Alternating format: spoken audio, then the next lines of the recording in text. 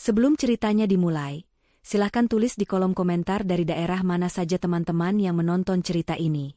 Jangan lupa like dan subscribe agar channel ini bisa semakin berkembang dan bisa mempersembahkan cerita yang lebih menarik lagi. Udara di dalam ruang rapat utama terasa dingin, jauh lebih dingin dari biasanya. Pendingin ruangan bekerja maksimal, namun hawa dingin yang paling menusuk justru datang dari 3 orang yang duduk di meja mahoni raksasa yang permukaannya berkilauan. Sinta menatap pantulan wajahnya yang sedikit kabur di atas meja, melihat sosok wanita yang tampak tenang luar biasa, kontras dengan badai yang sedang mengamuk di hadapannya. Di seberangnya, Ardhito, pria yang selama 5 tahun ini disebutnya suami, duduk dengan postur angkuh.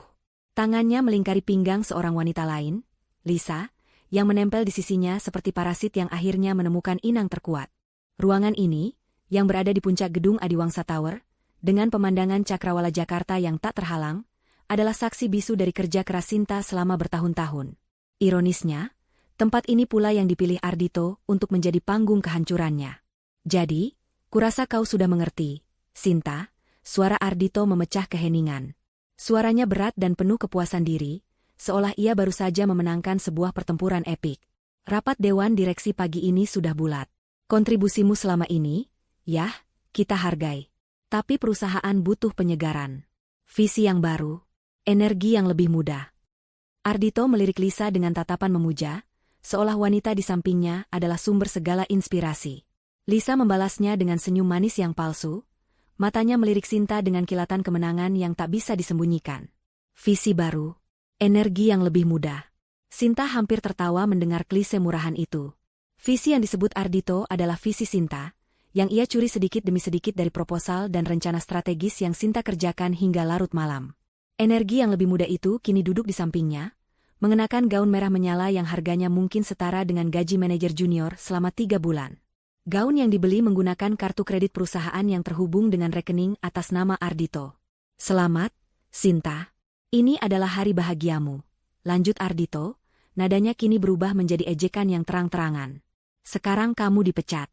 Bawa semua barang-barang pribadimu dari sini. Jangan pernah injakkan kakimu di gedung ini lagi. Karena perusahaan ini, perusahaan senilai 115 miliar ini, sudah sah jadi milikku. Ardhito menekan setiap katanya, seolah sedang menikmati setiap detik dari penderitaan yang ia bayangkan terukir di wajah Sinta. Ia berhenti sejenak, mungkin menunggu reaksi. Menunggu air mata, teriakan, atau mungkin permohonan. Namun, ia tidak mendapatkan apapun. Sinta hanya diam, ekspresinya tidak terbaca. Dan posisimu sebagai direktur pengembangan, Ardhito tersenyum lebar, akan diisi oleh Lisa.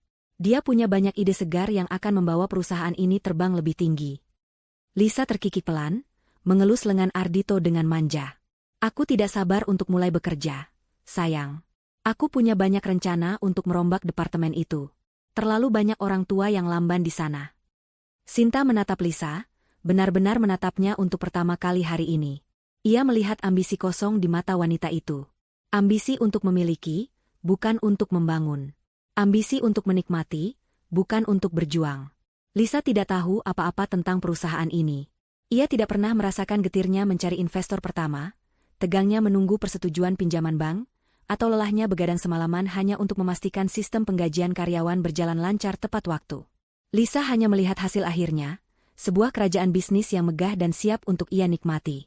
Sebuah kerajaan yang dibangun dengan darah, keringat, dan air mata Sinta. Oh, satu lagi, Ardhito menambahkan, seolah baru teringat detail kecil yang tidak penting. Untuk surat cerai, akan kukirimkan ke rumahmu besok pagi. Pengacaraku sudah mengurus semuanya.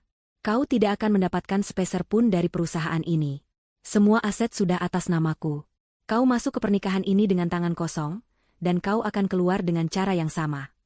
Akhirnya, Sinta bergerak. Ia menghela nafas panjang, sebuah helaan nafas yang terdengar seperti kelegaan, bukan keputusasaan. Kemudian, sebuah senyum tipis mulai terukir di bibirnya. Bukan senyum sedih atau senyum getir yang dipaksakan.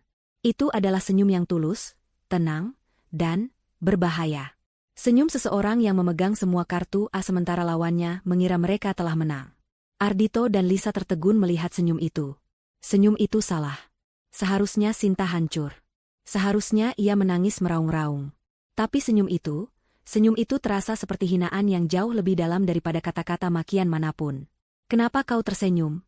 Tanya Ardhito, nada arogansinya sedikit goyah. Sinta tidak langsung menjawab. Matanya beralih ke jam digital besar yang tergantung di dinding. Pukul 14.45. Waktunya sempurna. Semua sistem sudah siap. Semua jebakan sudah terpasang. Selama berbulan-bulan, ia telah mempersiapkan hari ini. Sejak pertama kali ia mencium aroma parfum asing di kemeja Ardhito. Sejak ia melihat tagihan kartu kredit untuk perhiasan yang tak pernah ia terima. Sejak ia tanpa sengaja mendengar percakapan telepon Ardhito dengan ayahnya, di mana mereka tertawa bersama merencanakan cara untuk menyingkirkannya setelah proyek besar terakhir berhasil diamankan. Mereka menganggapnya bodoh dan naif. Kesalahan terbesar mereka adalah meremehkannya. Ia menatap Ardhito, senyumnya tidak memudar. Baiklah, aku akan mengambil barang-barangku. Ia berdiri, merapikan blazernya yang seputih gading. Gerakannya anggun dan tidak tergesa-gesa. Semoga kamu menikmati 15 menit ke depan, Ardhito. Ucapan itu terdengar aneh. Bukan sebuah ancaman, lebih seperti sebuah pernyataan fakta yang dingin. 15 menit. Kenapa 15 menit?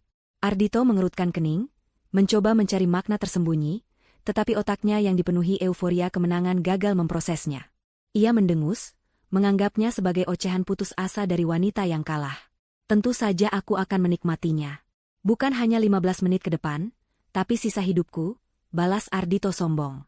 Sekarang, pergilah. Pemandangan wajahmu merusak perayaanku. Sinta tidak mengatakan apa-apa lagi. Ia berbalik dan berjalan menuju pintu. Langkahnya mantap dan tenang. Setiap langkahnya terasa ringan, seolah beban berat yang selama ini ia pikul terangkat begitu saja. Saat tangannya menyentuh gagang pintu, ia berhenti sejenak. Tanpa menoleh ke belakang, ia mengeluarkan ponselnya dari saku.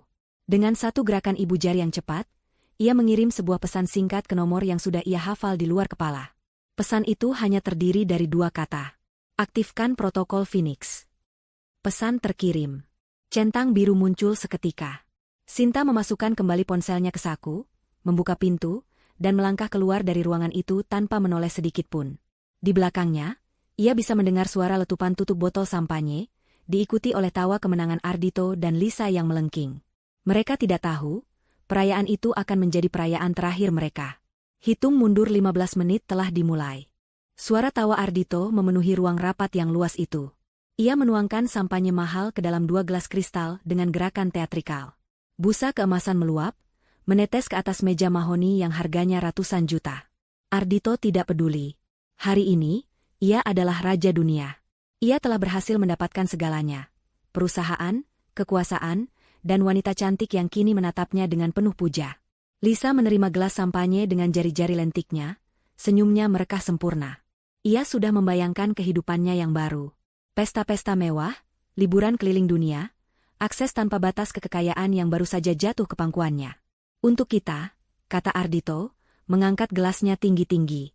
Untuk masa depan baru Adiwangsa Corp. Di bawah kepemimpinanku. Untuk kita, sayang, sahut Lisa. Dan untuk menyingkirkan masa lalu yang membosankan. Mereka membenturkan gelas mereka. Suara denting kristal yang nyaring terdengar begitu merdu di telinga mereka. Mereka meminum sampanye itu dalam satu tegukan, merasakan sensasi dingin dan tajam mengalir di tenggorokan mereka. Ardhito meraih pinggang Lisa dan menariknya mendekat, menciumnya dengan kasar, penuh gairah kemenangan. Di tengah ciuman itu, ia membisikkan janji-janji manis. Tentang jet pribadi baru, apartemen mewah di Paris, dan posisi Lisa sebagai wanita paling berkuasa di lingkaran sosialita Jakarta. Lisa hanya bisa tertawa bahagia, merasa semua impiannya terwujud dalam sekejap. Ia tidak pernah berpikir semudah ini untuk merebut segalanya dari wanita bodoh seperti Sinta. Sinta yang selalu bekerja keras, yang terlalu sibuk dengan angka dan data, yang tidak pernah sadar bahwa suaminya perlahan-lahan mencuri kerajaannya dari bawah hidungnya. Tepat saat jarum jam di dinding menunjukkan pukul 15, sesuatu terjadi. Sesuatu yang sangat tiba-tiba dan tidak terduga. Lampu kristal mewah di atas kepala mereka berkedip sekali, lalu mati. Layar televisi raksasa di dinding yang tadinya menampilkan logo perusahaan, berubah menjadi hitam. Bahkan laptop Ardhito yang menyala di ujung meja pun layarnya menjadi gelap. Seluruh ruangan jatuh ke dalam keheningan dan kegelapan sesaat. Hanya cahaya sore dari jendela raksasa yang menerangi ruangan. Sialan, mati listrik, gerutu Ardhito, melepaskan pelukannya dari Lisa. Di gedung semodern ini, Aku akan memecat seluruh tim maintenance. Lisa sedikit bergidik. Suasana yang tadinya penuh euforia, mendadak berubah menjadi mencekam. Mungkin hanya sebentar, sayang, katanya, mencoba menenangkan Ardhito dan dirinya sendiri. Namun, itu bukan mati listrik biasa. Sedetik kemudian, semua layar di ruangan itu menyala kembali serentak. Bukan dengan logo Adiwangsa Corp. Bukan pula dengan tampilan layar Windows. Semua layar, televisi, laptop, bahkan tablet yang tergeletak di meja, menampilkan sebuah gambar yang sama. Sebuah animasi burung phoenix yang terbakar dengan api keemasan. Burung itu mengepakkan sayapnya perlahan, abunya berjatuhan, namun matanya menatap lurus ke depan dengan tajam. Di bawah gambar itu tidak ada tulisan apapun. Hanya simbol agung yang terasa begitu kuat dan mengintimidasi. Apa-apaan ini? Desis Ardhito. Ia merasa jantungnya mulai berdebar lebih kencang. Ini seperti adegan dalam film peretasan. Tapi siapa yang berani melakukannya di perusahaannya? Ia segera mencoba menggerakkan mouse laptopnya. Kursor tidak bergerak. Ia menekan kombinasi tombol di keyboard. Tidak ada respons. Laptopnya lumpuh total, hanya menampilkan logo Phoenix yang terus bergerak anggun. Kepanikan mulai merayapinya. Ia meraih kartu aksesnya yang tergeletak di meja, kartu akses CEO dengan level tertinggi, dan berlari menuju pintu. Ia harus keluar, mencari tahu apa yang terjadi. Ia menempelkan kartunya ke panel sensor di samping pintu. Bip, bip, bip. Lampu sensor menyala merah. Di layar kecil panel tertulis, akses ditolak. Tidak mungkin, teriak Ardhito, menempelkan kartunya berulang kali dengan kasar. Hasilnya tetap sama. Akses ditolak. Ia, sang pemilik perusahaan, terkunci di dalam ruang rapatnya sendiri. Dito, ada apa ini? Suara Lisa mulai bergetar. Senyum kemenangannya telah lenyap, digantikan oleh ekspresi cemas. Ardhito tidak menjawab. Otaknya berputar cepat. Ia harus menghubungi seseorang. Kepala IT. Ya, Tirtayasa. Pria tua itu pasti bisa mengatasi masalah teknis ini. Dengan tangan sedikit gemetar, Ardhito mengeluarkan ponselnya dan mencari kontak Tirtayasa. Ia menekan tombol panggil dan menempelkan ponsel ke telinganya. Nada sambung berbunyi sekali, dua kali, lalu terputus. Panggilan itu tidak dijawab, melainkan langsung dialihkan ke sebuah sistem. Suara yang dikenalnya dengan baik terdengar dari speaker ponsel. Suara yang dingin, datar, dan tanpa emosi. Itu adalah suara Sinta, tetapi terdengar seperti rekaman mesin. Selamat datang di sistem darurat Adiwangsa. Semua jalur komunikasi eksternal dan internal saat ini berada di bawah kendali pemilik yang sah. Keamanan Anda tidak terancam. Harap tetap tenang. Terima kasih atas partisipasi Anda. Klik. Sambungan terputus. Ardhito membeku di tempat. Ponselnya nyaris terlepas dari genggamannya. Pemilik yang sah. Partisipasi Anda. Kata-kata itu bergema di kepalanya. Partisipasi? Seolah ia hanyalah seorang peserta dalam sebuah permainan besar. Dan suara Sinta. Bagaimana mungkin? Bagaimana mungkin wanita itu bisa mengendalikan seluruh sistem di gedung ini? Sinta. Ini pasti perbuatan Sinta. Teriaknya frustrasi, melempar ponselnya ke sofa kulit. Wanita gila itu. Apa yang dia lakukan? Lisa memandangnya dengan ngeri. Bagaimana bisa? Dia kan hanya Sinta. Dia tidak mungkin bisa melakukan ini semua.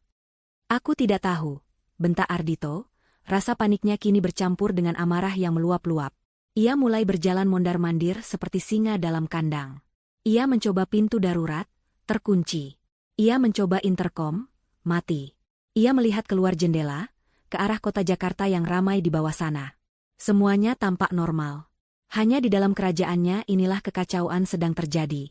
Kemudian, ia teringat sesuatu. 15 menit. Ucapan terakhir Sinta sebelum ia pergi. Semoga kamu menikmati 15 menit ke depan. Sekarang ia mengerti. Itu bukan ocehan. Itu adalah sebuah peringatan. Sebuah hitung mundur menuju kudeta yang telah direncanakan dengan sempurna. Tiba-tiba, sistem pengeras suara di langit-langit ruang rapat berbunyi statis, lalu mengeluarkan suara. Bukan suara Sinta. Kali ini, sebuah alunan musik klasik yang megah dan dramatis mulai mengalun. Musik yang terdengar seperti musik latar untuk sebuah tragedi besar. Ardhito merasa bulu kuduknya berdiri. Suasana ini benar-benar dirancang untuk menghancurkan mentalnya. Siapa sebenarnya wanita itu? Bisik Lisa, lebih pada dirinya sendiri. Wajahnya pucat pasi. Semua bayangan indah tentang kemewahan kini digantikan oleh rasa takut yang nyata.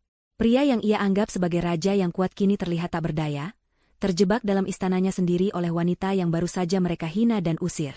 Ardhito tidak menjawab.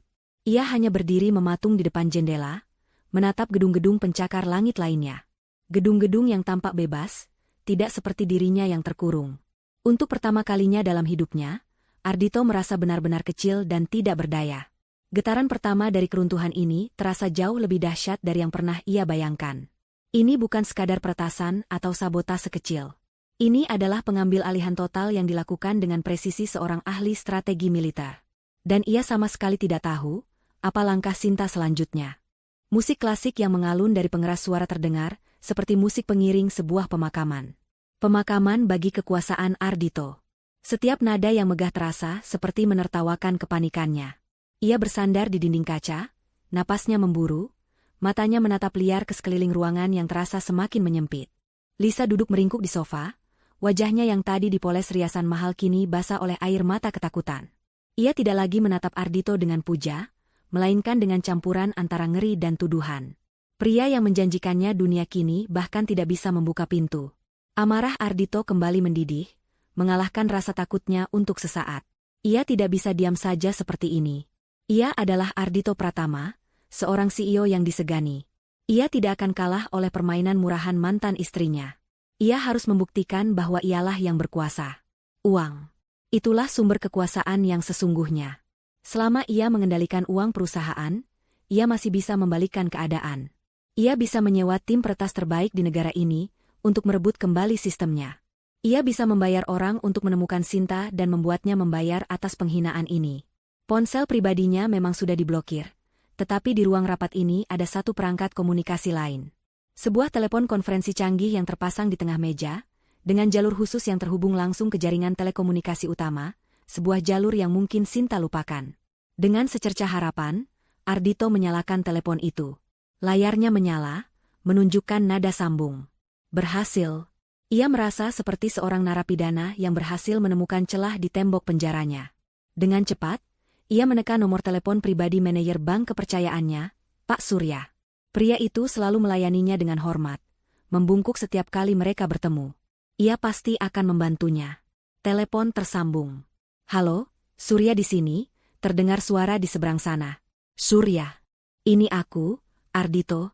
Dengar, aku butuh bantuanmu segera. Kata Ardhito dengan nada memerintah, mencoba terdengar setenang mungkin meski jantungnya berdebar kencang. Ada jeda sejenak di seberang. Selamat sore, Pak Ardhito. Ada yang bisa saya bantu? Nada suara Pak Surya terdengar berbeda. Lebih formal, dingin, dan tidak ada sedikitpun kehangatan yang biasa ia tunjukkan. Aku butuh kau memblokir semua akses ke rekening Adiwangsa Corp. Sekarang juga. Sistem kami sedang diretas. Segera bekukan semua aset sampai aku datang langsung ke bank. Jangan biarkan ada Rp1 pun yang keluar dari rekening itu tanpa perintah langsung dariku. Seru Ardhito. Lagi-lagi hening sesaat. Ardhito bisa mendengar suara ketikan keyboard di latar belakang. Mohon ditunggu sebentar. Pak, saya akan memeriksa status rekening perusahaan Anda. Ardhito menunggu dengan tidak sabar. Ia melirik Lisa, memberinya tatapan yang seolah berkata, lihat, aku masih memegang kendali. Lisa hanya menatapnya kosong. Beberapa detik yang terasa seperti selamanya berlalu. Baik, Pak Ardhito, suara Pak Surya kembali terdengar. Saya sudah memeriksanya. Menurut data kami, tidak ada aktivitas peretasan pada rekening Adiwangsa Corp. Semua transaksi berjalan normal. Apa maksudmu normal? Aku bilang sistemku dikendalikan orang lain. Blokir saja rekeningnya, Surya. Jangan banyak tanya. Bentak Ardhito, kesabarannya menipis. Saya mengerti kekhawatiran Anda, Pak. Namun, saya tidak bisa memenuhi permintaan Anda. Jawab Pak Surya dengan nada yang sama datarnya. Darah Ardhito serasa mendidih. Apa katamu? Kau tidak bisa? Aku ini nasabah prioritas utamamu. Aku yang membuat Bank MU kaya raya. Kau tahu berapa banyak uangku yang tersimpan di sana? Saya tahu betul, Pak. Tapi sayangnya, menurut sistem kami, Anda tidak lagi memiliki wewenang untuk memberikan instruksi apapun terkait rekening Adiwangsa Corp. Jelas Pak Surya. Pagi tadi, kami menerima aktivasi otomatis dari sebuah klausul dalam dokumen kepemilikan primer perusahaan Anda. Klausul Phoenix, namanya. Klausul tersebut menyatakan bahwa seluruh kendali finansial, hak suara, dan wewenang eksekutif kini telah beralih sepenuhnya ke pemilik saham pengendali yang sah, yaitu Ibu Sinta Adiwangsa. Dunia Ardhito seakan berhenti berputar. Sinta Adiwangsa. Nama belakang yang tidak pernah Sinta gunakan. Nama belakang ayahnya. Klausul Phoenix. Nama yang sama dengan logo di layar komputernya. Semua ini sudah direncanakan. Itu tidak mungkin. Itu dokumen palsu. Pekik Ardhito, suaranya terdengar melengking putus asa. Aku pemiliknya. Aku CEO-nya. Maaf, Pak Ardhito. Semua dokumen sudah terverifikasi secara legal dan digital. Sistem kami tidak memungkinkan adanya pemalsuan. Jika ada keluhan lebih lanjut, silakan hubungi tim legal kami. Selain itu, tidak ada lagi yang bisa saya bantu. Selamat sore. Klik. Sambungan telepon diputus dari seberang. Ardhito menatap telepon konferensi itu dengan tatapan kosong. Tangannya terkulai lemas ke sisi tubuhnya. Ia kalah. Di ranah finansial, ia sudah kalah telak. Lisa, yang mendengar percakapan itu, kini menatapnya dengan horor murni. Pria di hadapannya bukan lagi seorang raja, melainkan seorang penipu yang topengnya baru saja dicopot paksa. Tapi Ardhito belum mau menyerah. Masih ada satu hal lagi, bukti fisik.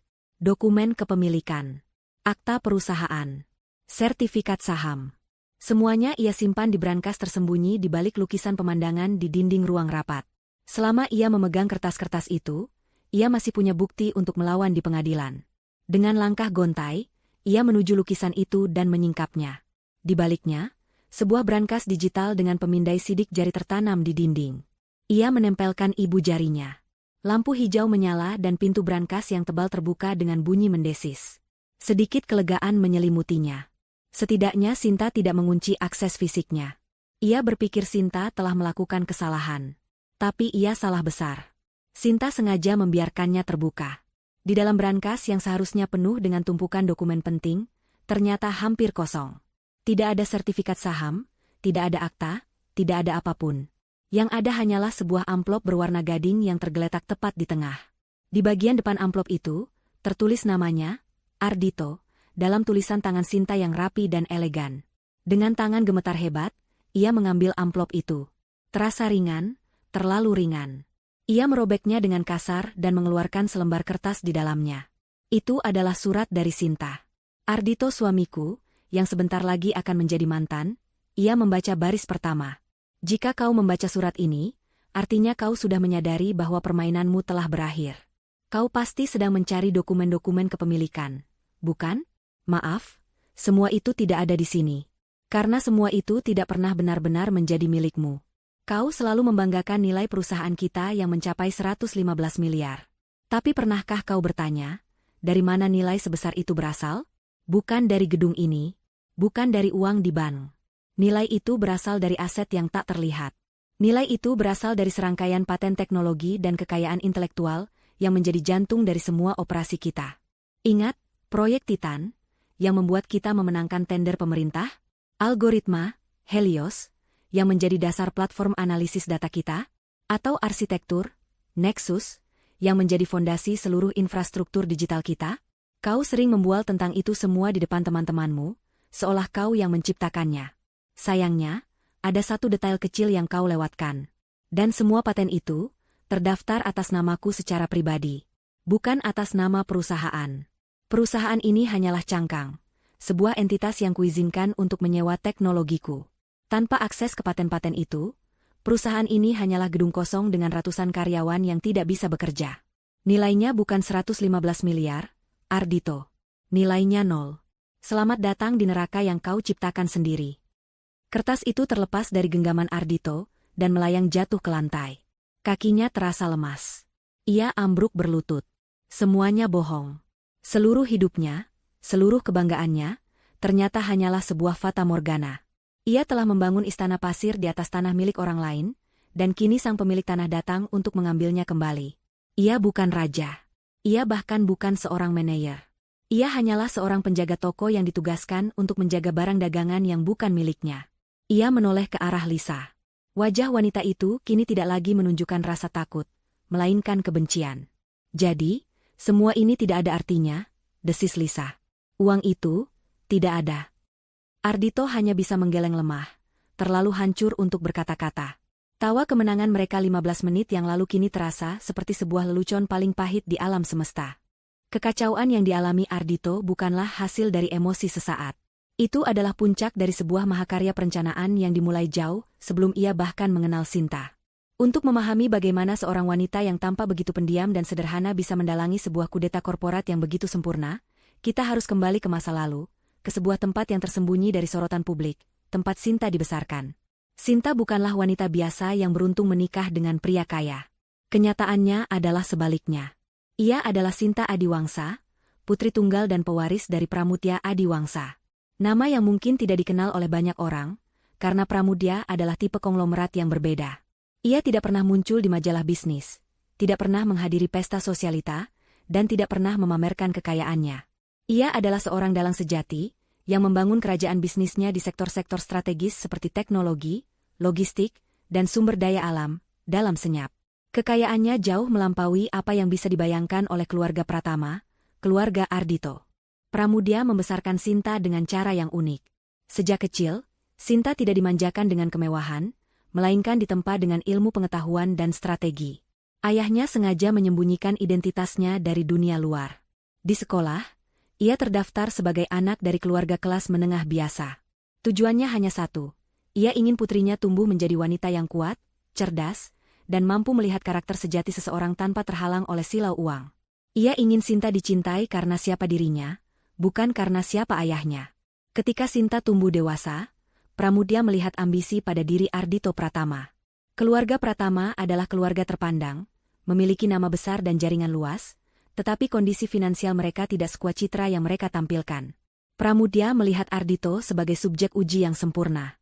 Ia ingin tahu apakah ambisi Ardhito bisa diimbangi dengan kesetiaan, atau apakah keserakahan akan menguasai dirinya. Maka, sebuah rencana besar pun disusun. Pramudya, melalui perantara, mengatur pertemuan antara Sinta dan Ardhito. Ia membiarkan Ardhito percaya bahwa Sinta adalah seorang gadis jenius dari keluarga sederhana yang ia temukan. Pernikahan mereka adalah bagian dari skenario. Dan perusahaan Adiwangsa Corp adalah laboratoriumnya. Pramudya menyediakan dana awal yang sangat besar melalui serangkaian investasi yang rumit dan tidak bisa dilacak, membuatnya seolah-olah berasal dari pinjaman bank dan investor kecil. Sinta, dengan otaknya yang brilian, membangun perusahaan itu dari nol. Ialah yang merancang model bisnisnya, ialah yang menulis kode untuk produk pertamanya, dan ialah yang menyusun strategi jangka panjangnya. Ardhito diberi posisi CEO. Peranannya adalah sebagai wajah perusahaan. Dengan nama keluarganya yang besar dan penampilannya yang karismatik, ia sempurna untuk peran itu. Ia bertugas menghadapi media, menjalin relasi, dan menghadiri pertemuan-pertemuan yang tidak penting. Sementara itu, Sinta, dalam perannya sebagai direktur pengembangan yang pendiam, adalah otak sebenarnya yang menjalankan segalanya dari balik layar. Seluruh struktur perusahaan dirancang oleh tim pengacara terbaik Pramudya. Mereka menciptakan sebuah kandang emas. Di atas kertas, Ardhito memiliki saham mayoritas dan kendali penuh. Namun, tersembunyi di dalam anggaran dasar perusahaan, ada sebuah klausul tidur yang sangat rahasia, klausul Phoenix. Klausul ini hanya bisa diaktifkan oleh Sinta, dengan menggunakan kode biometrik dan sandi berlapis yang hanya ia dan ayahnya yang tahu. Jika diaktifkan, klausul ini akan secara instan dan tanpa bisa diganggu-gugat mentransfer 100% hak suara dan kepemilikan atas semua kekayaan intelektual yang terhubung dengan perusahaan ke tangan Sinta. Itu adalah tombol penghancur yang disamarkan sebagai dokumen hukum. Pada awalnya, Sinta menjalankan perannya dengan profesional. Ia bahkan sempat berharap Ardhito akan lulus ujian dari ayahnya. Ia melihat potensi dalam diri Ardhito. Ia berharap ambisi pria itu akan diimbangi oleh cinta dan rasa hormat. Ada saat-saat di awal pernikahan mereka di mana Ardhito menunjukkan sisi baiknya, membuatnya berpikir bahwa mungkin saja rencana ayahnya ini bisa menghasilkan akhir yang bahagia. Namun, seiring berjalannya waktu dan semakin suksesnya perusahaan, sifat asli Ardhito mulai muncul ke permukaan. Ia menjadi arogan, meremehkan kontribusi Sinta, dan mulai menganggap semua kesuksesan perusahaan sebagai hasil karyanya sendiri. Ia mulai berselingkuh, menghabiskan uang perusahaan untuk kemewahan pribadi, dan yang terburuk, ia mulai berkonspirasi dengan keluarganya untuk mencari cara menyingkirkan Sinta sepenuhnya dari perusahaan setelah mereka merasa tidak lagi membutuhkannya. Sinta, dengan akses penuh ke seluruh jaringan komunikasi dan keamanan perusahaan yang ia bangun sendiri, mengetahui semuanya. Setiap panggilan telepon, setiap email, setiap pesan teks. Ia melihat pengkhianatan itu terungkap di depan matanya, bit demi bit, data demi data. Harapan kecil yang pernah ia miliki untuk Ardhito mati total, digantikan oleh resolusi yang dingin dan tajam. Ujian ini telah berakhir. Dan Ardhito gagal total. Ia tidak langsung bertindak. Ia menunggu. Ia mengumpulkan lebih banyak bukti, memperkuat sistem keamanannya, dan mempersiapkan semua langkahnya dengan presisi yang sempurna. Ia membiarkan Ardhito semakin besar kepala, semakin merasa tak tersentuh. Ia memberinya tali yang cukup panjang untuk Ardhito menggantung dirinya sendiri. Hari pemecatan itu, yang Ardhito kira adalah hari kemenangannya, sebenarnya adalah hari eksekusi yang tanggalnya telah ditetapkan oleh Sinta sejak berbulan-bulan lalu. Saat ini, sementara Ardhito dan Lisa terjebak dalam keputusasaan di puncak menara, Sinta tidak berada jauh dari sana. Ia duduk di sebuah ruang kontrol tersembunyi di lantai bawah tanah sebuah gedung lain yang tidak mencolok, beberapa blok dari Adiwangsa Tower. Di hadapannya, puluhan monitor menampilkan setiap sudut di dalam gedung kantornya, termasuk audio dan video langsung dari ruang rapat tempat Ardhito berada. Ia menyaksikan kehancuran suaminya dengan ekspresi tenang. Tidak ada kebencian, tidak ada kemarahan. Hanya ada rasa puas dari sebuah pekerjaan yang diselesaikan dengan baik. Ponselnya bergetar. Sebuah pesan masuk dari Tuan Wijoyo, kepala tim pengacara ayahnya, pria tua yang telah mengabdi pada keluarganya seumur hidup. Semua aset finansial sudah diamankan. Pihak bank sudah bekerja sama penuh. Bukti-bukti rencana kriminal Tuan Ardhito juga sudah kami kumpulkan dan siap diserahkan. Kapan kita jatuhkan palu terakhir, Nona Sinta? Sinta menatap layar yang menampilkan wajah Ardhito yang pucat dan kalah. Ini baru permulaan. Ia belum selesai. Hukuman finansial saja tidak cukup untuk pengkhianatan seperti ini. Ia mengetik balasannya dengan jemari yang mantap. Tunggu instruksi saya, Tuan Wijoyo. Pertunjukannya baru saja dimulai. Di dalam ruang kontrolnya yang sunyi, Sinta menatap monitor utama yang menampilkan wajah Ardhito yang pucat dan hancur. Musik klasik yang tadi mengalun di ruang rapat telah berhenti, digantikan oleh keheningan yang jauh lebih menekan. Keheningan yang memaksa Ardhito dan Lisa untuk tenggelam dalam realita baru mereka yang mengerikan. Sinta bisa melihat Lisa yang mulai histeris, menyalahkan Ardhito atas kebodohannya, sementara Ardhito hanya bisa duduk terdiam, tatapannya kosong. Mereka mungkin berpikir ini adalah puncak dari pembalasan Sinta. Mereka salah. Ini baru pemanasan. Apa yang Sinta lakukan hari ini bukanlah reaksi spontan atas perselingkuhan dan pemecatan. Itu adalah sebuah eksekusi yang tak terhindarkan, yang dipicu oleh sebuah dosa yang jauh lebih gelap dan tak terampuni. Pikiran Sinta melayang kembali ke 3 bulan yang lalu. Saat itu, ia masih memainkan perannya sebagai istri yang setia dan direktur yang kompeten. Ia sudah tahu tentang perselingkuhan Ardhito dengan Lisa. Ia sudah mencatat setiap pengeluaran perusahaan yang diselewengkan untuk membiayai gaya hidup mewah mereka. Baginya, itu adalah bukti keserakahan dan kelemahan karakter Ardhito, bukti yang cukup untuk menyatakan bahwa ia telah gagal dalam ujian yang dirancang ayahnya. Namun, saat itu Sinta masih berpikir untuk mengakhiri semuanya dengan cara yang bersih. Mengaktifkan klausul Phoenix, mengambil alih perusahaan, menceraikan Ardhito, dan membiarkannya pergi dengan kehampaan dan rasa malu. Ia berpikir hukuman itu sudah setimpal. Namun, semua itu berubah pada suatu malam di bulan Juni. Malam itu, Ardhito dan Lisa makan malam di ruang kerja pribadi di rumah mereka. Sebuah ruangan yang Sinta rancang sendiri, dengan rak buku dari kayu jati yang menjulang tinggi dan jendela besar yang menghadap ke taman. Sinta sedang tidak di rumah, ia sengaja mengatakan ada rapat hingga larut malam dengan klien dari luar negeri. Tentu saja tidak ada rapat. Ia berada di ruang kontrolnya, memantau setiap sudut rumah melalui sistem keamanan canggih yang ia pasang dengan kedok, integrasi rumah pintar. Ardhito, dalam arogansinya, tidak pernah berpikir untuk mempertanyakan kamera-kamera mini yang tersembunyi di dalam detektor asap, atau mikrofon seukuran kepala jarum yang tertanam di bingkai foto digital. Sinta menyaksikan mereka dari monitornya. Ardhito menuangkan anggur mahal, Lisa tertawa manja. Awalnya, percakapan mereka terdengar biasa, penuh dengan rencana liburan dan gosip tentang kolega mereka. Namun, perlahan tapi pasti, topik pembicaraan mereka beralih ke bisnis. Ke inti masalah mereka. Aku sudah bicara dengan orang dari perusahaan kompetitor, kata Ardhito. Suaranya sedikit pelan seolah takut ada yang mendengar, padahal ia berada di rumahnya sendiri. Mereka sangat tertarik dengan algoritma Helios. Mereka bersedia membayar mahal untuk mendapatkan kode sumbernya. Sangat, sangat mahal. Lisa mencondongkan tubuhnya, matanya berbinar karena keserakahan. Berapa mahal, sayang? Cukup untuk membuat kita bisa pensiun saat ini juga dan hidup seperti raja dan ratu di pulau pribadi kita sendiri, jawab Ardhito. Masalahnya, paten itu terikat dengan nama Sinta. Aku tidak bisa menjualnya tanpa tanda tangannya. Kalau begitu buat saja dia menandatanganinya, kata Lisa enteng. Beri dia sebagian kecil dari uangnya, katakan itu bonus atau semacamnya. Dia kan bodoh, dia pasti percaya. Ardhito menggeleng. Tidak semudah itu. Sinta mungkin pendiam, tapi dia tidak bodoh soal angka dan dokumen. Dia akan tahu ada yang tidak beres.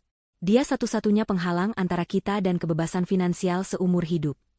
Lisa menyesap anggurnya, matanya menerawang. Ada kilat dingin di matanya saat ia menatap Ardhito. Sayang, katanya dengan suara lembut yang mengerikan. Terkadang, jika ada sebuah penghalang yang tidak bisa dipindahkan, maka penghalang itu harus dihilangkan. Ardhito terdiam. Ia mengerti arah pembicaraan ini. Apa maksudmu?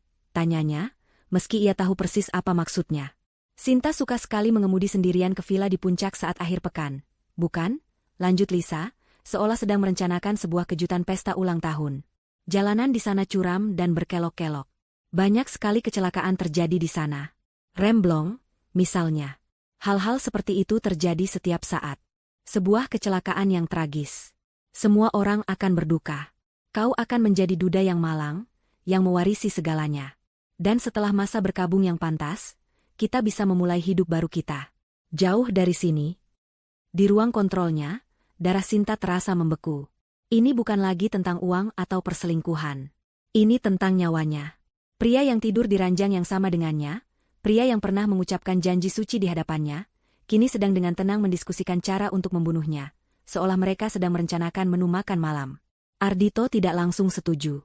Sinta melihat ada sedikit keraguan di wajahnya. Namun, Lisa adalah manipulator yang ulung. Ia mulai meracuni pikiran Ardhito dengan gambaran-gambaran masa depan mereka yang gemilang, dan membandingkannya dengan kehidupannya yang sekarang yang terkekang oleh Sinta. Ia mengelus pipi Ardhito, membisikkan betapa hebatnya Ardhito, dan betapa Sinta hanya menahannya selama ini. Pikirkan saja, Dito, bisik Lisa. Satu masalah kecil hilang, dan seluruh dunia menjadi milik kita. Tidak akan ada yang curiga. Kau suaminya. Siapa yang akan mencurigai seorang suami yang berduka? Dan saat itulah Sinta melihatnya. Keraguan di mata Ardhito lenyap, digantikan oleh ekspresi serakah yang mantap. Ia mengangguk pelan. Kau benar, katanya. Ini satu-satunya cara. Kita harus melakukannya dengan hati-hati. Kita harus merencanakannya dengan sempurna. Pada detik itu, Sinta menekan tombol rekam. Seluruh percakapan itu, setiap kata yang merencanakan kematiannya, kini tersimpan aman di server pribadinya yang berlapis enkripsi. Pada detik itu pula, semua belas kasihan yang mungkin masih tersisa di hatinya untuk Ardhito menguap menjadi debu. Ujian telah berubah menjadi perang. Dan dalam perang, musuh harus dimusnahkan, bukan hanya dikalahkan. Protokol Phoenix yang tadinya dirancang hanya untuk mengambil alih aset, kini ia modifikasi. Tujuannya bukan lagi hanya untuk mempermalukan Ardhito, tetapi untuk menghancurkannya hingga ke akar-akarnya, secara hukum dan sosial. Kembali di masa kini, Sinta menatap monitor. Wajah Ardhito masih terlihat kalah, tapi di matanya ada sebersit api pemberontakan. Ia pasti berpikir ini hanya masalah bisnis, sebuah sengketa hukum yang mungkin masih bisa ia menangkan. Ia tidak tahu bahwa dosa terbesarnya akan segera ditayangkan untuk dilihat oleh seluruh dunia. Sinta mengangkat komunikatornya dan berbicara dengan Tuan Wijoyo yang sudah siaga. Tuan Wijoyo, panggil semua anggota Dewan Direksi dan investor kunci yang ada di daftar prioritas 1. Katakan ada rapat darurat yang menyangkut masa depan perusahaan. Beri mereka waktu 15 menit untuk tiba di ruang rapat utama. Buka akses elevator dari lobi dan parkir khusus untuk lantai mereka saja. Pastikan mereka semua hadir. Baik, Nona Sinta. Segera dilaksanakan. Lalu, Sinta menghubungi kepala keamanan barunya, seorang mantan perwira pasukan khusus yang sangat setia pada ayahnya. Pak Bahtiar, persiapkan tim Anda. Jangan biarkan siapapun keluar dari ruang rapat utama. 15 menit lagi, para dewan direksi akan tiba. Setelah itu, tidak ada yang masuk dan tidak ada yang keluar sampai saya beri perintah selanjutnya. Siap, laksanakan. Sinta bersandar di kursinya. Permainan catur ini akan segera mencapai babak akhir. Ia telah membiarkan Ardhito merasa menjadi raja. Kini, saatnya ia menunjukkan pada semua orang, siapa ratu yang sebenarnya. 15 menit kemudian, suasana di dalam ruang rapat utama berubah drastis. Pintu yang tadinya terkunci rapat kini terbuka, namun bukan untuk membiarkan Ardhito dan Lisa keluar. Justru sebaliknya, satu persatu orang-orang paling berpengaruh di perusahaan mulai masuk. Mereka adalah para anggota dewan direksi dan beberapa investor kunci, pria-pria dan wanita-wanita parubaya dengan setelan mahal dan wajah serius. Mereka datang dengan ekspresi bingung dan sedikit kesal, dipanggil secara mendadak untuk sebuah rapat darurat tanpa agenda yang jelas. Kehadiran mereka membuat Ardhito terkejut. Ia mencoba bangkit, berusaha mengembalikan citranya sebagai seorang CEO. Bapak-bapak, ibu-ibu, terima kasih sudah datang. Maaf atas pemanggilan mendadak ini, sedang terjadi sedikit masalah teknis. Katanya, suaranya terdengar serak dan tidak meyakinkan. Namun, tidak ada yang memperhatikannya. Mata mereka semua tertuju pada pemandangan aneh di ruangan itu, Lisa yang duduk menangis terseduh-seduh di sofa dan Ardhito yang tampak kacau balau. Sebelum ada yang sempat bertanya lebih jauh, pintu utama ruang rapat terbuka lebar sekali lagi. Semua kepala serentak menoleh. Di ambang pintu, berdiri Sinta. Penampilannya sangat berbeda dari Sinta yang mereka kenal selama ini. Ia tidak lagi mengenakan blus sederhana atau rok kerja yang konservatif. Malam ini, ia mengenakan setelan celana panjang berwarna hitam pekat yang dirancang sempurna, menonjolkan siluetnya yang ramping namun kuat. Rambutnya yang biasa diikat ekor kuda kini tergerai rapi membingkai wajahnya. Riasannya tipis namun tegas, menonjolkan matanya yang menatap tajam dan bibirnya yang menyeratkan determinasi. Ia tidak lagi memancarkan aura seorang istri pendukung yang pendiam, melainkan aura seorang pemimpin yang absolut dan tak terbantahkan. Di kedua sisi pintu, dua orang petugas keamanan berbadan tegap berdiri tegak. Saat Sinta melangkah masuk, mereka serempak membungkukkan kepala sedikit. "Selamat datang, Ibu Direktur Utama," ucap salah satu dari mereka dengan suara jelas dan tegas. Seluruh ruangan hening seketika. Direktur Utama?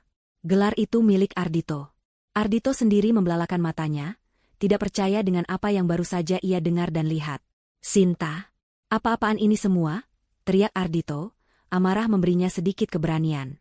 "Beraninya kau menyebut dirimu Direktur Utama? Lancang. Satpam, usir wanita ini dari sini." Namun, kedua petugas keamanan itu tidak bergerak. Mereka hanya menatap lurus ke depan, seolah Ardhito hanyalah angin lalu. Sinta tidak mempedulikan teriakan Ardhito. Ia berjalan dengan langkah mantap dan tenang melewati para dewan direksi yang menatapnya dengan bingung. Ia berjalan lurus menuju kepala meja, tempat yang selalu diduduki oleh Ardhito. Ardhito berdiri di sana, mencoba menghalangi jalannya. "Ini tempatku," desis Ardhito. Sinta menatapnya, tatapannya begitu dingin hingga Ardhito merasa seperti ditusuk ribuan jarum es. "Dulu tempatmu," jawab Sinta singkat. Tanpa menunggu reaksi Ardhito, Sinta meletakkan tablet tipisnya di atas meja dan dengan satu sapuan jari, ia menghubungkannya ke proyektor raksasa di dinding. Logo Phoenix yang tadi memenuhi layar, kini lenyap. Sebagai gantinya, muncullah sebuah gambar video. Gambar dari kamera tersembunyi yang menampilkan ruang kerja di rumahnya. "Sebelum kita memulai rapat darurat ini, saya ingin menunjukkan kepada Anda semua alasan mengapa rapat ini perlu diadakan," kata Sinta. Suaranya tenang namun bergema di seluruh ruangan yang senyap. Ini adalah rekaman dari 3 bulan yang lalu. Wajah Ardhito berubah menjadi seputih kertas. Ia tahu video apa itu.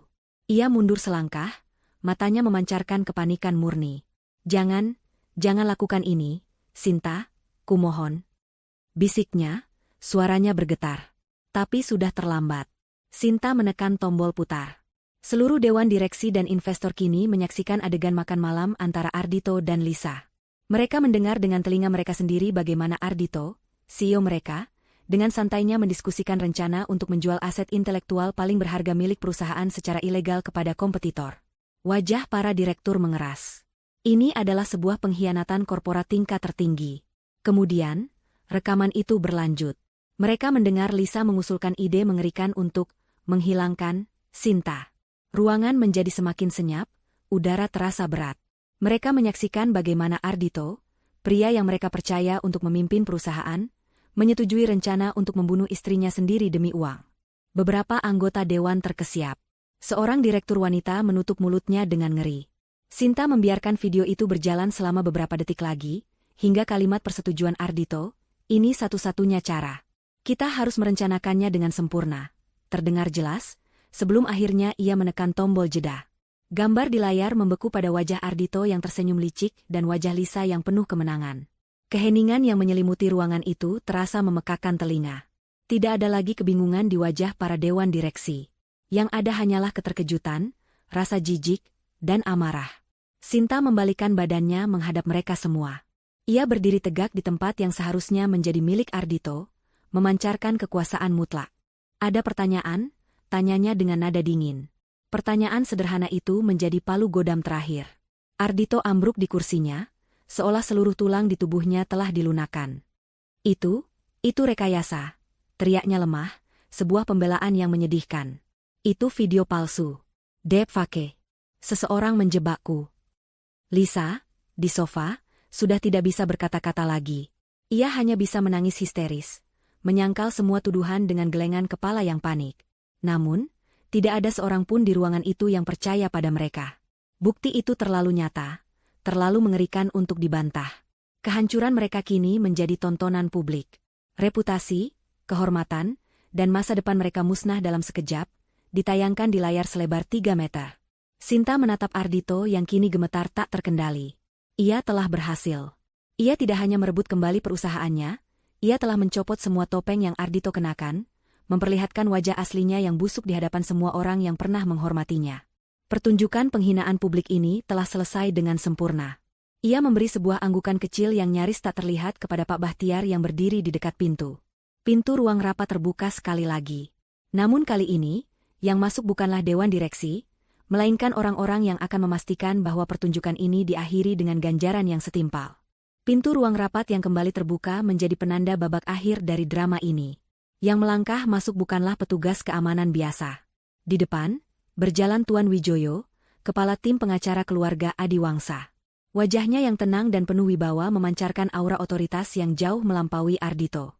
Di belakangnya, mengikuti seorang pria berpenampilan necis yang merupakan detektif polisi, diapit oleh 2 petugas berseragam lengkap. Kehadiran aparat penegak hukum di dalam ruang rapat dewan direksi adalah sebuah pemandangan yang begitu surreal, begitu mengejutkan, hingga semua orang di ruangan itu menahan napas. Bagi Ardhito, pemandangan itu adalah sambaran petir di siang bolong. Semua sisa-sisa penyangkalannya hancur berkeping-keping. Ini bukan lagi sekadar sengketa perusahaan atau perebutan aset. Ini sudah masuk ranah kriminal. Ancaman kehilangan kebebasan, dinginnya sel penjara, dan aib mengenakan seragam tahanan kini menjadi sebuah kemungkinan yang sangat nyata. Seluruh darah seolah tersedot dari wajahnya, menyisakan topeng pucat pasi yang dipenuhi teror murni. Ia akhirnya menyadari kedalaman lubang yang telah ia gali untuk dirinya sendiri. Tuan Wijoyo berjalan ke sisi Sinta, membungkuk sedikit dengan hormat, sebelum akhirnya berbalik menghadap para dewan direksi. Ia membuka tas kerjanya dan mengeluarkan beberapa map dokumen yang tebal. "Selamat sore, Bapak dan Ibu sekalian." Tuan Wijoyo memulai dengan suara yang tenang namun tegas, memecah keheningan yang mencekam. "Nama saya Wijoyo, penasihat hukum utama dari keluarga Adiwangsa. Mohon maaf atas gangguan ini. Saya di sini untuk mengklarifikasi situasi dan memastikan transisi kepemimpinan berjalan lancar.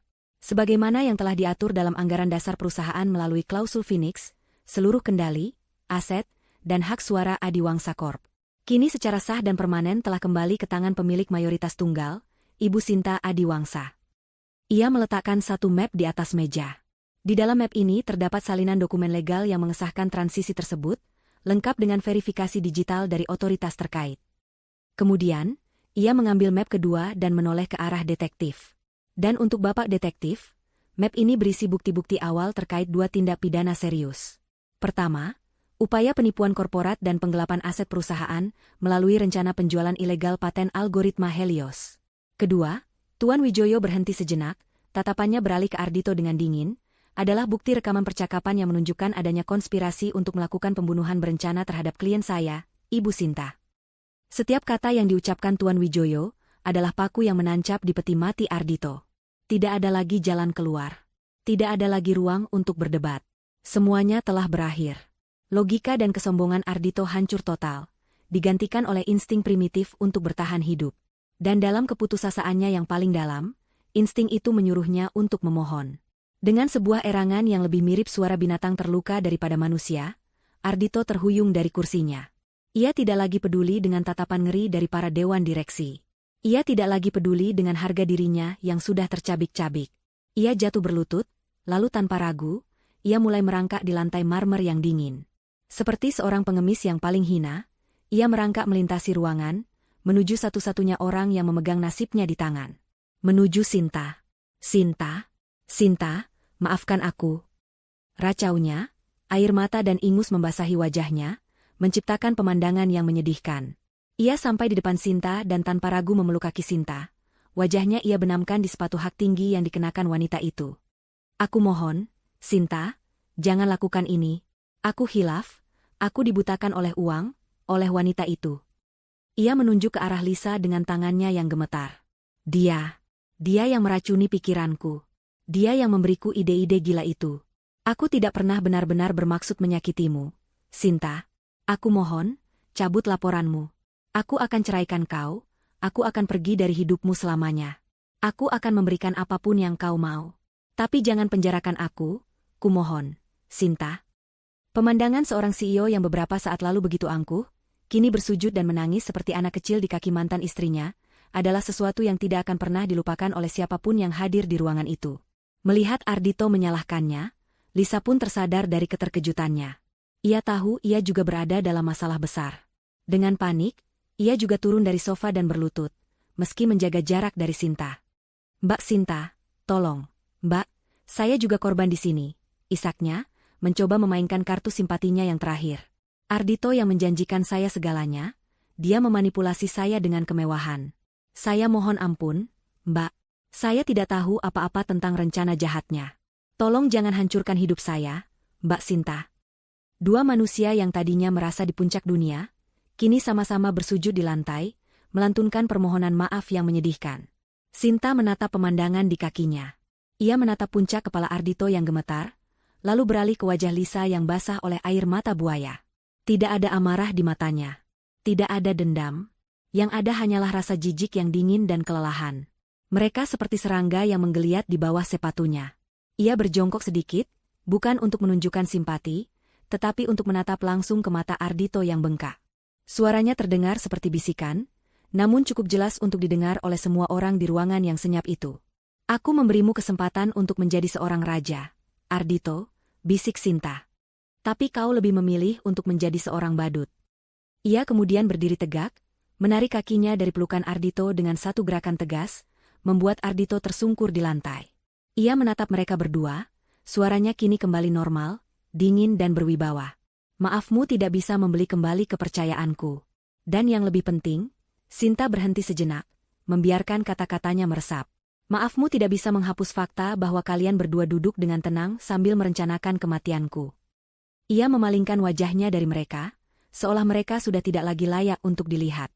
Ia menatap sang detektif yang sejak tadi menunggu dengan sabar. Dengan satu kalimat singkat yang menjadi vonis akhir bagi mereka, Sinta memberi perintah.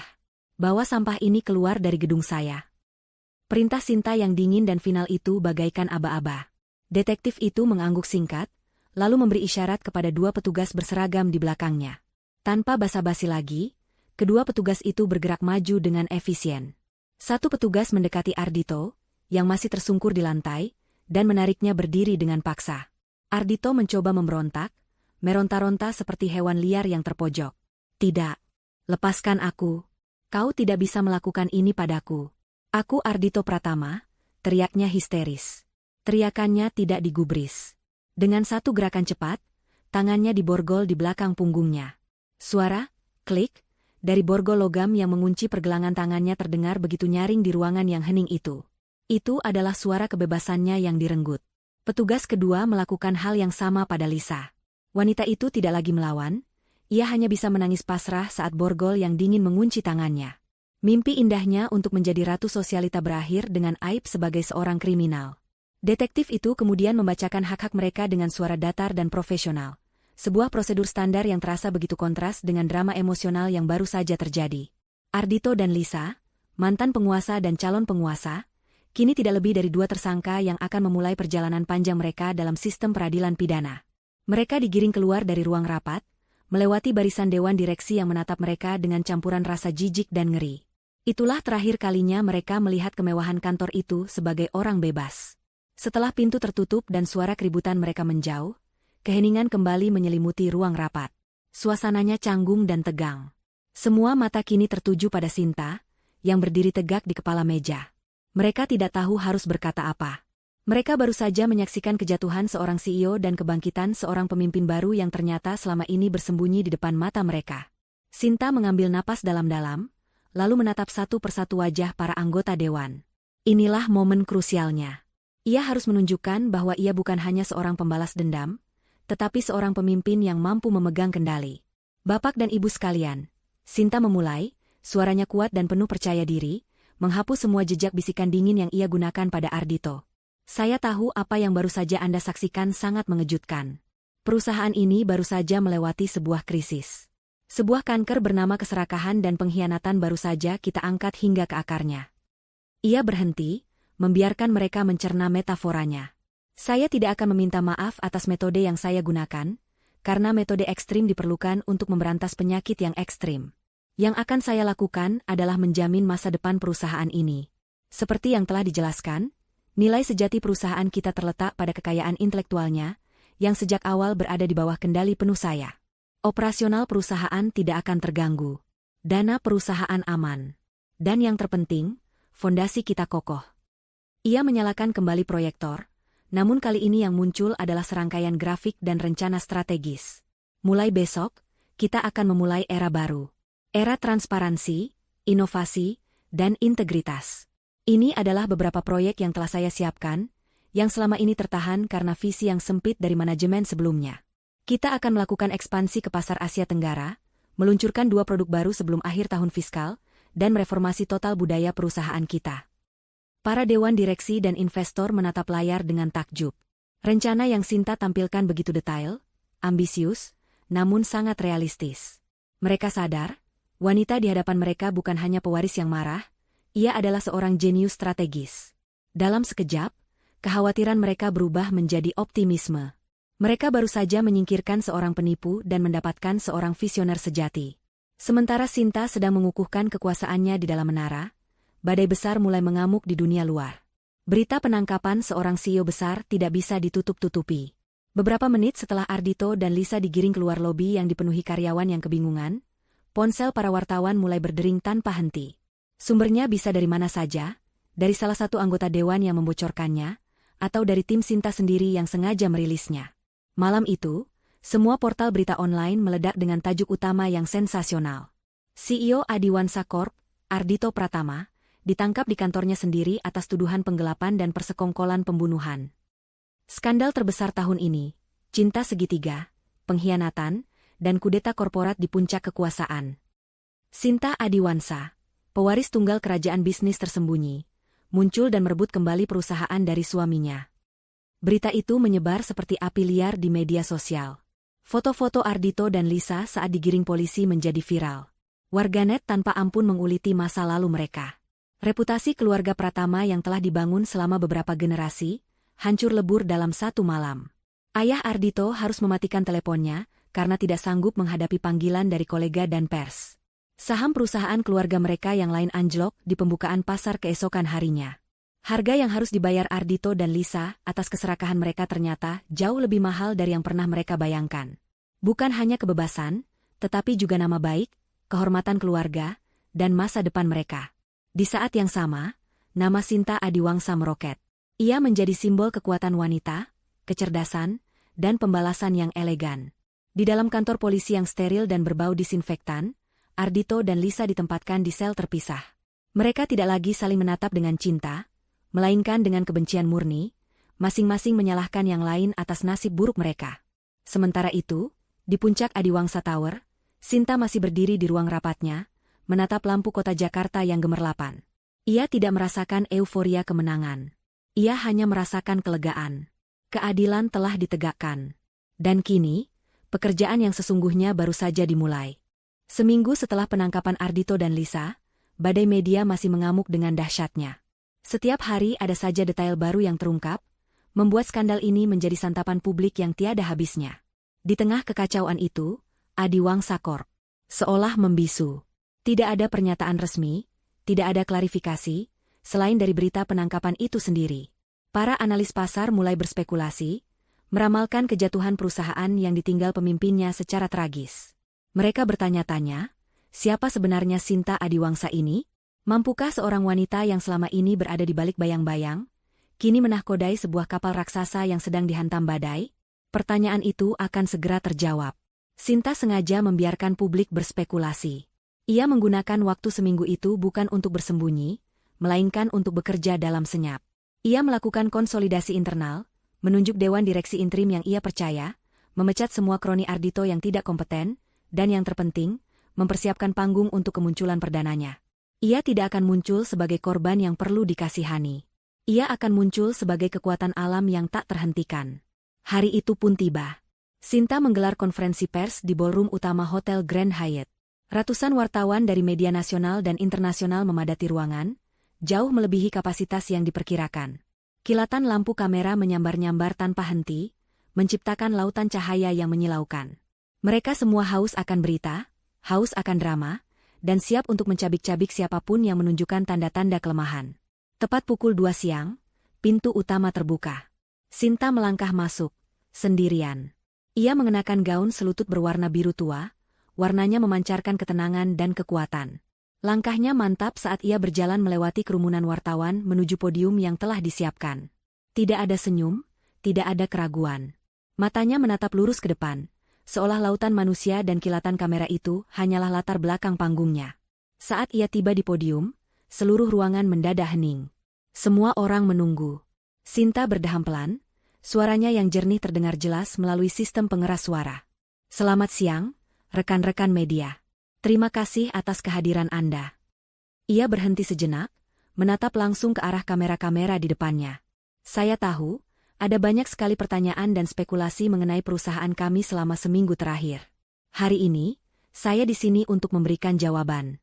Nama saya Sinta Adiwangsa. Dan mulai hari ini, saya secara resmi menjabat sebagai Presiden Direktur dan CEO dari perusahaan ini. Ia sengaja menggunakan nama belakang ayahnya, sebuah pernyataan publik yang menegaskan identitas dan haknya. Benar, perusahaan ini sedang melalui sebuah proses yang saya sebut sebagai pemurnian. Kami telah membersihkan elemen-elemen yang tidak sejalan dengan nilai-nilai inti kami, integritas, inovasi, dan kerja keras. Proses ini mungkin terlihat dramatis dari luar, namun saya pastikan, ini adalah langkah yang perlu dan akan membuat fondasi kami menjadi lebih kuat dari sebelumnya. Sinta berbicara dengan lugas dan tanpa emosi saat menyangkut masalah Ardhito. Ia tidak pernah menyebutnya sebagai suaminya, hanya sebagai manajemen sebelumnya. Ia membingkai ulang seluruh narasi. Ini bukanlah kisah balas dendam seorang istri. Ini adalah kisah seorang pendiri yang mengambil kembali haknya untuk melindungi warisannya dari tangan-tangan yang korup dan berniat jahat. Namun, saya di sini bukan untuk membahas masa lalu. Lanjut Sinta, nadanya kini berubah menjadi lebih bersemangat, lebih visioner. Saya di sini untuk berbicara tentang masa depan. Di layar raksasa di belakangnya, logo Adiwangsa Corp. Yang lama memudar, digantikan oleh logo baru yang memukau, gambar Phoenix dengan api keemasan yang menyala terang, logo yang sama dengan yang dilihat Ardhito saat keruntuhannya dimulai. Di bawahnya, tertulis nama baru perusahaan, Phoenix Group. Kita terlahir kembali, kata Sinta, suaranya penuh gairah. Phoenix Group akan menjadi simbol dari kemampuan kita untuk bangkit dari abu menjadi lebih kuat, lebih cerdas, dan lebih tangguh. Mulai hari ini, kita akan melipat gandakan investasi kita pada riset dan pengembangan. Kita akan meluncurkan platform, Nexus 2.0, yang akan merevolusi industri logistik digital di Asia Tenggara. Kita juga akan meresmikan Helios Green Initiative, sebuah proyek ambisius untuk menggunakan teknologi analisis data kita demi menciptakan solusi energi terbarukan yang efisien. Satu persatu, Sinta menjabarkan rencananya yang brilian dan mendetail. Ia berbicara tentang ekspansi global, tentang akuisisi strategis, dan tentang komitmennya untuk menciptakan lingkungan kerja yang suportif dan inklusif. Ia tidak membaca teks. Semua angka, data, dan strategi itu mengalir deras dari pikirannya, menunjukkan penguasaan materi yang absolut. Para wartawan yang tadinya datang untuk meliput gosip, kini sibuk mencatat setiap kata dari seorang visioner sejati. Sesi tanya-jawab menjadi panggung pembuktian terakhirnya. Seorang wartawan mencoba memancingnya dengan pertanyaan personal. Ibu Sinta, bagaimana perasaan Anda secara pribadi setelah melalui pengkhianatan yang begitu besar dari suami Anda? Sinta menjawab dengan tenang, tanpa berkedip. Perasaan pribadi saya tidak relevan dengan masa depan perusahaan ini. Fokus saya saat ini 100% adalah untuk memimpin ribuan karyawan saya menuju kesuksesan yang lebih besar. Pertanyaan selanjutnya. Jawaban yang cerdas dan tegas itu membungkam semua upaya untuk menggali drama pribadinya.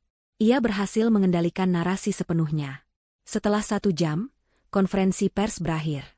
Sinta meninggalkan podium diiringi oleh tepuk tangan meriah yang spontan dari beberapa jurnalis senior di ruangan itu, sebuah hal yang sangat jarang terjadi. Dampak dari konferensi pers itu terasa seketika. Para analis pasar yang tadinya pesimis, kini berbalik arah. Mereka memuji visi Sinta yang berani dan kepemimpinannya yang kuat. Investor yang tadinya ragu, kini menyatakan kepercayaan penuh mereka. Berita tentang Phoenix Group dan pemimpinnya yang jenius mendominasi siklus berita, menenggelamkan gosip tentang skandal Ardhito. Sinta tidak hanya berhasil menyelamatkan perusahaannya. Ia telah mengubah sebuah krisis yang bisa menghancurkan segalanya menjadi sebuah momen kelahiran kembali yang spektakuler. Ia tidak bangkit dari abu yang ditinggalkan Ardhito. Ia membakar sendiri dunia lamanya hingga menjadi abu, lalu bangkit kembali dengan sayap apinya sendiri, terbang lebih tinggi dari yang pernah dibayangkan siapapun. 1 tahun kemudian, wajah Sinta Adiwangsa terpampang di sampul majalah Forbes edisi Asia. Judulnya tertulis dengan huruf tebal berwarna emas, Sang Phoenix dari Jakarta. Bagaimana Sinta Adiwangsa mengubah skandal menjadi kerajaan bisnis global senilai 300 miliar. Di dalam foto itu, Sinta tidak tersenyum lebar. Ia hanya tersenyum tipis, senyum yang sama yang pernah ia berikan pada Ardhito. Namun kali ini mata di balik senyum itu memancarkan kehangatan, kebijaksanaan, dan kedamaian. Dalam 1 tahun, ia telah melampaui semua ekspektasi. Phoenix Group meroket, menjadi salah satu pemain teknologi paling disegani di kawasan ini. Ia membuktikan dirinya bukan hanya sebagai ahli strategi yang brilian, tetapi juga sebagai pemimpin yang inspiratif. Ia membangun budaya perusahaan yang sehat, mempromosikan banyak talenta wanita ke posisi-posisi puncak, dan mendedikasikan sebagian besar keuntungan perusahaan untuk program-program sosial dan lingkungan melalui Helios Green Initiative. Ia tidak lagi bersembunyi di balik bayang-bayang, ia menjadi mercusuar. Kehidupan pribadinya juga menemukan keseimbangan yang baru. Ia kini sering terlihat bersama seorang pria bernama Rian, seorang arsitek lingkungan yang ia temui saat mengerjakan salah satu proyek hijaunya. Rian adalah pria yang tenang, cerdas, dan suportif. Ia mencintai Sinta bukan karena kekayaannya atau kekuasaannya, tetapi karena otaknya yang cemerlang dan hatinya yang, setelah melewati badai, ternyata penuh dengan kebaikan. Mereka tidak sering tampil di depan publik, lebih memilih menghabiskan waktu dengan berjalan-jalan di kebun raya, atau mendiskusikan ide-ide baru di teras rumah Sinta yang asri. Untuk pertama kalinya dalam hidupnya, Sinta merasakan bagaimana rasanya memiliki seorang partner sejati. Di sisi lain dunia, di sebuah tempat yang jauh dari kilau kemewahan dan sampul majalah, nasib yang kontras tengah dijalani oleh Ardhito dan Lisa. Proses pengadilan mereka berjalan cepat dan menjadi tontonan nasional. Bukti rekaman yang tak terbantahkan membuat pembelaan mereka sia-sia.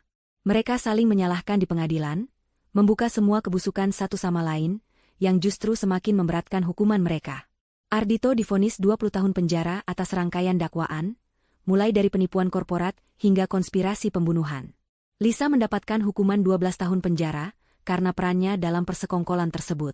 Adegan terakhir dari kisah mereka terjadi di sebuah ruang kunjungan penjara yang pengap dan berbau samar disinfektan. Ardhito duduk di balik kaca tebal, mengenakan seragam biru khas narapidana. Wajahnya yang dulu tampan kini tirus dan kuyu. Rambutnya dicukur habis, dan matanya yang dulu penuh arogansi kini kosong dan penuh kepahitan. Tidak ada satupun keluarga atau teman yang datang menjenguknya. Nama keluarga Pratama sudah menjadi bahan cemoohan, dan mereka memilih untuk menjauhkan diri darinya. Di sudut lain ruangan itu, ia bisa melihat Lisa yang sedang dikunjungi oleh ibunya yang menangis. Penampilan Lisa juga telah berubah drastis.